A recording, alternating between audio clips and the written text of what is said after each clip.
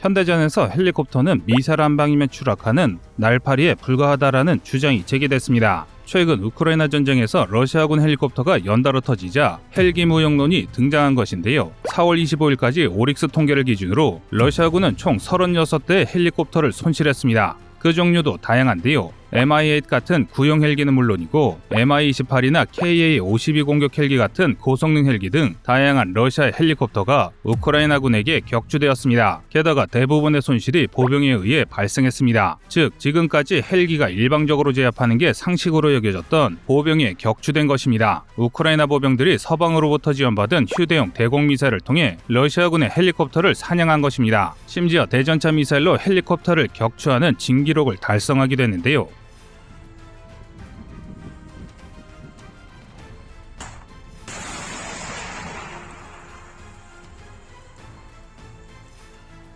이에 많은 사람들이 과연 헬리콥터가 현대전에서 사용할 수 있는 물건인지에 대해 의문을 표하기 시작했습니다. 맨페즈 대전차 미사일에도 허무하게 격추당하는 헬리콥터를 운영할 바에는 값싸고 은밀한 소형 드론이나 값은 비싸도 초장거리에서 적을 타격할 수 있는 고성능 전투기에 투자하자는 것입니다. 실제로 공격 헬리콥터의 무장량은 전투기와 비교해도 굉장히 작습니다. 일례로 우리 육군이 운용하는 최신 공격 헬기인 AH-64 아파치는 최대 이륙 중량이 1.4톤입니다. 그런데 아파치의 공허 중량은 5,160kg에 불과합니다. 그러니까 최대 5,200kg 정도를 탑재할 수 있는데요. 이마저도 각종 센서, 조종사들을 포함하면 실제로는 4,000kg 혹은 그 이하의 무장밖에 탑재하지 못합니다. 반면 전투기의 경우 우리 공군에서 로우급 전투기로 분류하는 FA-50이라 할지라도 4톤의 무장량을 탑재할 수 있습니다. 공군의 로우급 전투기마저 공격 헬기를 무장량에서 압도하는 것이죠. 하지만 그럼에도 불구하고 헬기는 전쟁에 꼭 필요한 전력입니다. 그 이유는 육군이 사용할 수 있는 가장 효과적인 항공전력이기 때문입니다. 사실 공군의 항공지원은 말로 들으면 쉬워 보이지만 굉장히 복잡한 과정이 요구됩니다. 공군의 항공지원을 요청하기 위해서는 최소 4단 여단급에 배치된 전술항공통제반인 택피반의 지원을 요청해야 합니다. 4여단 택피반은 상위제들을 거쳐 공군 작전사령부의 요청을 접수해야 하는데 여기서 최소 1시간 이상의 긴 시간이 소요됩니다. 심지어 공군의 항공기 운영 사정이나 날씨 같은 환경 요인으로 인해 임무가 거절당할 가능성도 있습니다. 그러므로 전투기가 강력한 지원 수단인 것은 맞지만 육군이 즉각적으로 운용하기에는 문제가 있습니다. 반면 공격 헬기는 육군이 직접 운영에 빠른 지원이 가능합니다. 육군본부 이하의 육군항공사령부와 군단 예하 항공단을 통해 공군 지원보다 훨씬 즉각적으로 대응이 가능합니다. 러시아군이 헬기가 우수수 떨어지는 위험한 상황에도 불구하고 계속 헬기를 출격시켰던 데는 이런 사연이 있는 것입니다. 그리고 이번 전쟁에서 러시아군의 헬기가 격추된 것은 러시아군의 전술이 엉망이기 때문이지 헬기가 전장에서 제대로 역할을 못하는 게 아닙니다. 러시아군은 이번 전쟁에서 헬기가 은원패를 유지하며 기동할 수 있는 산맥이 없는 우크라이나 평원에서 제공권을 장악하지 못했음에도 아무런 대책 없이 헬기를 마구잡이로 운용했습니다. 이러면 격추가 안 되는 게 이상합니다. 한마디로 헬기가 약한 게 아니라 러시아군이 무능한 것입니다. 이와 함께 드론 같은 무인기가 각광받으면서 헬기의 실효성이 떨어지기도 했습니다. 하지만 아직 현대전장에서 드론이 핵심 무기로 자리 잡기에는 조금 더 시간이 걸릴 것으로 예상됩니다. 바로 속도가 문제인데요.